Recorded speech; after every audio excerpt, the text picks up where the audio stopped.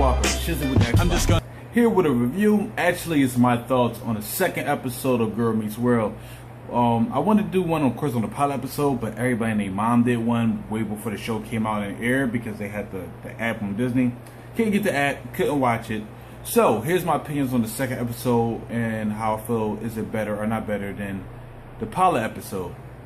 Since it's my thoughts, I hope y'all seen it because I'm just gonna explain my thoughts of the show. I'm just gonna set the scene, I guess, so we can just start it off and just paint the picture. You dig me? Well, you have Riley and you have Maya and you have Lucas in the hallway. Riley is texting Lucas probably like 10 feet from each other, and Maya's like, "I want you to talk to each other." She, they did a little skit out of that. She walked over to him behind him, just saying hi, but not saying nothing, like dumb shit like that. Then she ended up going back to Maya. Then Maya said, "You smelled him." Like I should have brought that up.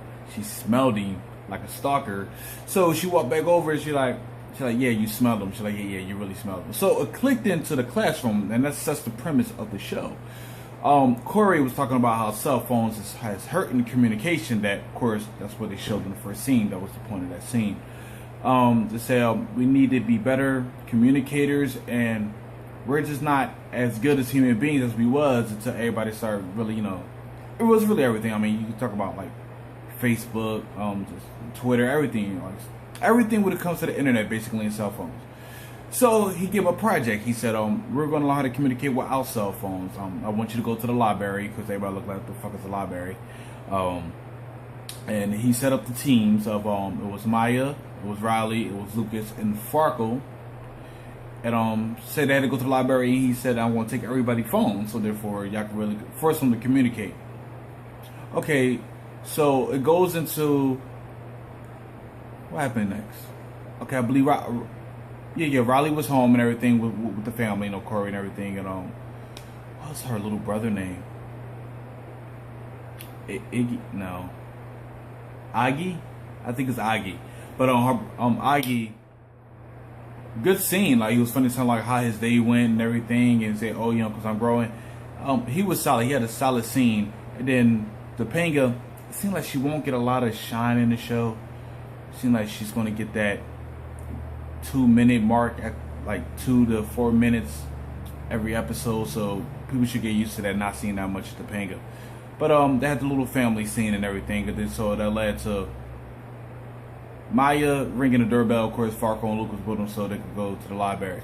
Now, this is what I wanted to talk about. When they walked into this library, is it me or this library was like dim, like romantic dinner dim? I'm like, this joint should be looking like a police office. It should be bright, lit up. It was the weirdest library I've seen. Like, I know the set was already weird how they had the library set up, but like the library really was dim, like on some romantic shit. It's kind of crazy. Of course, they looked at books like they didn't know what the fuck they was. It's like, oh my god, books. And Farkle, great episode. I think he was the star of this episode. Just I don't want to say the comedy because I'm grown, so I'm not laughing at these jokes. But the way he was talking about like the library, like it was like an old relic and everything. Like he was in Egypt, going through the pyramids and everything. He said, "Oh no, this is where the great ones learned and got their knowledge from." I feel like he had a great episode, and he was, I feel like, the best child actor in this episode at least. And I feel like he's going to be like the gem of the series, to be honest. But get back to the story. So of course, Riley and Lucas, pair up, and then you have Farkle and you have Maya. I don't know, I keep missing the names, but Maya, they doing anything and everything. So the show was really just about communicating with people. It was a good message. Of course, they showed them in the classroom at the end of the episode, saying what they learned from it. Like, you could say hi from somebody just by being there. Everybody who's in your Facebook, it's not really your friend. You really don't know all these people. It was a good message, but I just want to talk about the show itself compared to the pilot episode. I feel like this was twice as good as the pilot episode to me. It's just Topanga wasn't there a lot, but this show is not for me. Anybody who's a true fan of Boy Meets World, so I can't be like, "Oh, put more Topanga in," but Topanga wasn't really in there, so that hurt it for me. And then you have Corey did a good job in this episode. I like the cell phone message they try to give to the youngins. Farkle was just, like I said, hilarious in this episode. I like this episode, and I think this has a good. This Girl Meets World show has a very great opportunity to bring some more, not really adult, but more real topics to like Disney, because the programming they have, it can help bridge the gap. Like this show can bridge the gap into like shows they used to have, or shows a little more deep.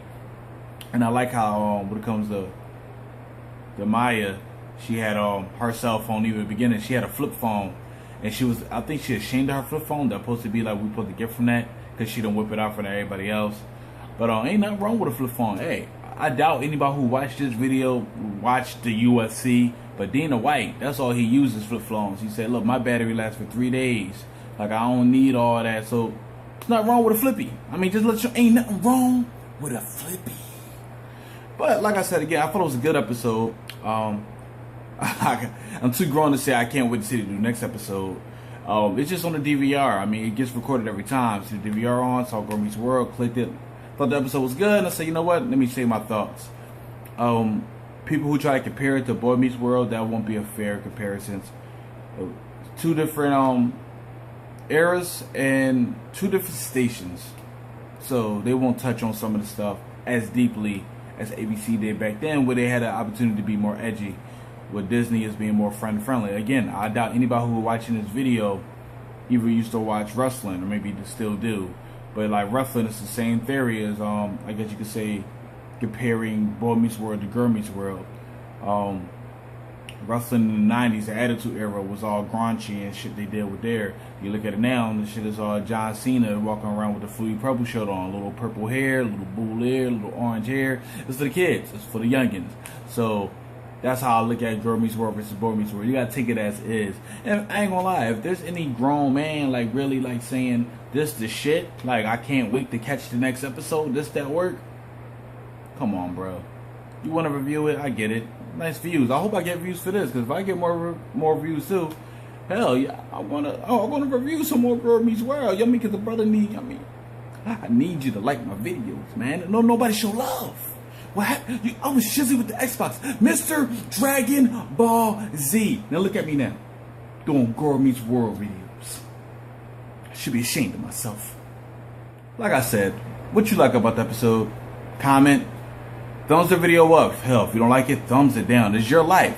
Do what you do. That was my mind frame. Peace out.